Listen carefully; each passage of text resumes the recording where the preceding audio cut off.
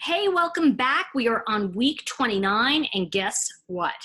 We are on trickery. Now, if you remember, a few weeks ago, we talked about the victim card. Now, victim is the acorn that these two, Kelly the Green Dragon and Squirrel, are actually fighting over.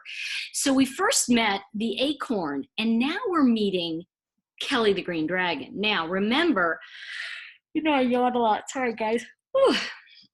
Now remember, in Acorn, remember that card was victim, and that was the fable. Now, the fable of Kelly the Green Dragon, the key word is trickery. And it's interesting because in the original version, and this is one of the few things that actually changed from the original fables, is that the original fable was that the key word was greed, which is interesting because now in this version of the of the deck and the cards, we're looking at the. Do you mind? I mean, you're the star here. Isn't this unfair? Okay, I love you, baby.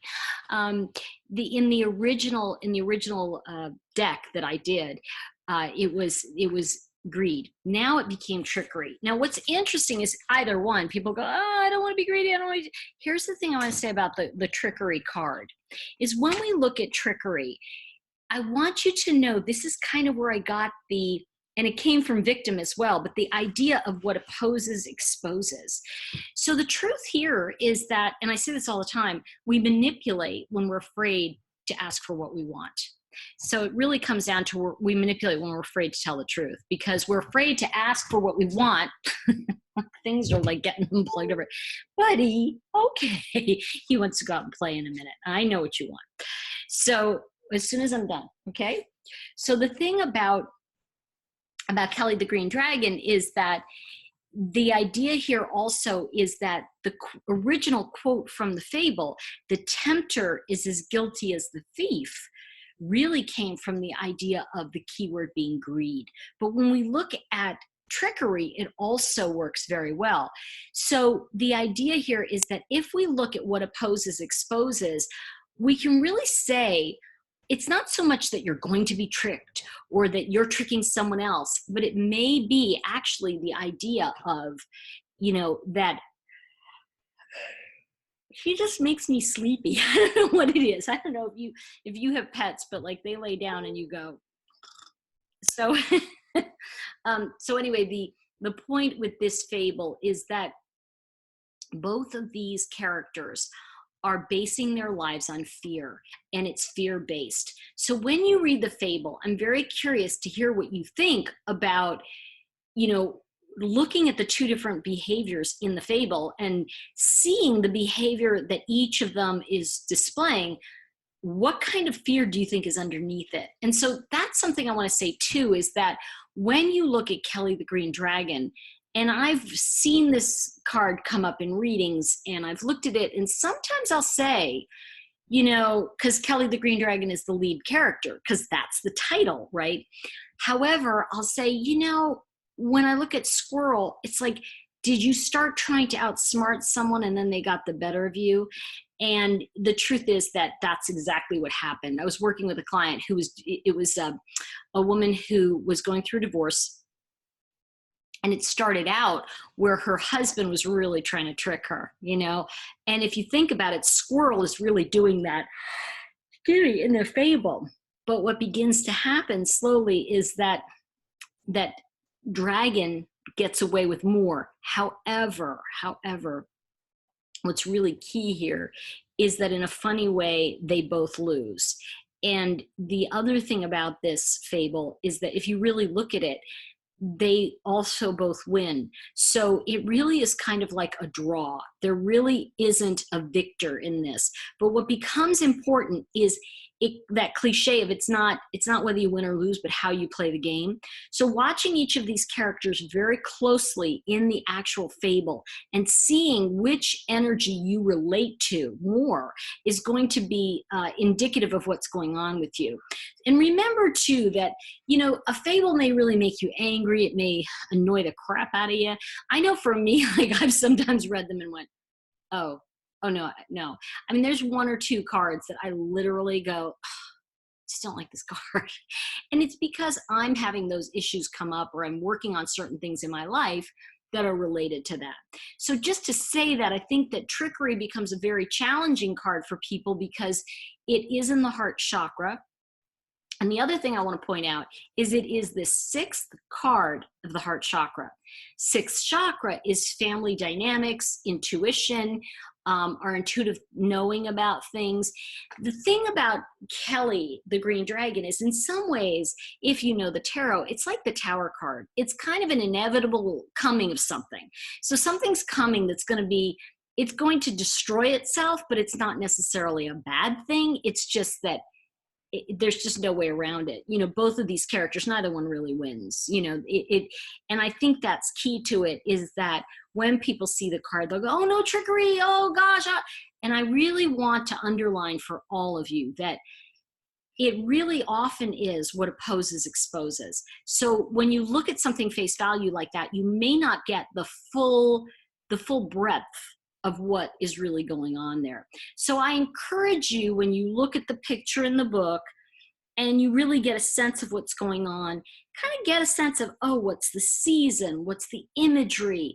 Really look at that and then read the fable, because that brings up, I think, a big part of what we're looking at in a whole different dimension. So I want you to begin to add that to the idea of your heart chakra.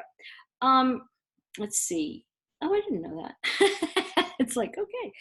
I thought it was geranium. Maybe I'm wrong.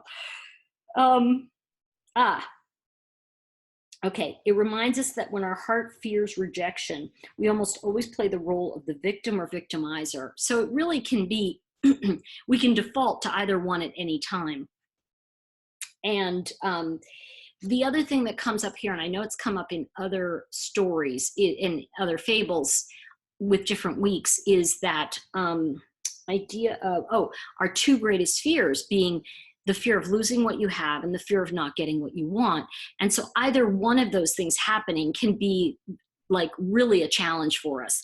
And so I really want to say that, you know, when you look at the deeper ramifications of this particular fable, I think that's what you want to begin to look at. So my dog, he just keeps rolling around and turning off the computer, so I have to keep plugging it back in. So this is, okay. The thing I want to, as you know, I've been in this particular chakra, I'm really beginning to underline the idea of setting your intention for the week. This is a very important aspect of this. And the thing that happens when someone tricks you, have you ever noticed that you become more angry about it because you like them? Now, here's something I want to say about that. We don't ever forgive another person. We forgive ourselves for judging ourselves, for feeling betrayed, for trusting someone that betrayed us. And that's really the key. It's like, because if we could forgive others, we could just send them to therapy and we'd feel better. But at the end of the day, we have to forgive ourselves for loving someone who really wasn't the best for us. And I can look at that in my own life as well. And I think we all can, because it's just part of our humanity. And this is the part I want to share with you. It says, this week, set an intention to notice when something truly speaks to your heart versus when it speaks to your ego. And can you see the difference? Here's the challenge with this work. And I think what I'm trying to say is that, do you know the difference between whether it's speaking to your heart or your ego? And I think one of the things that you're going to find is that if something is speaking to your ego, it's going to have a rattle of, I've got to look good here. If it's speaking to your heart, it will also have the, do I look good? But it will have a bigger vulnerability around it, where it will have less judgment. So if it's speaking to your heart, it's like, I really feel like kind of ashamed, but I feel like this is how I feel about X. Whereas if it's speaking to ego, it's like, well, I have every right to feel good about it, and I'm just going to do this. And you can see that you still have the same feeling going on. One is true and one is really feeding a part of us to hide it. So I think you get the idea of hiding the truth of our heart is not on tap this week. So it's really about seeing what's really going on in our heart and our truth. So, oh, this is interesting. Okay. I noticed I took notes. So in the group exercise, it says on paper, complete the following statements.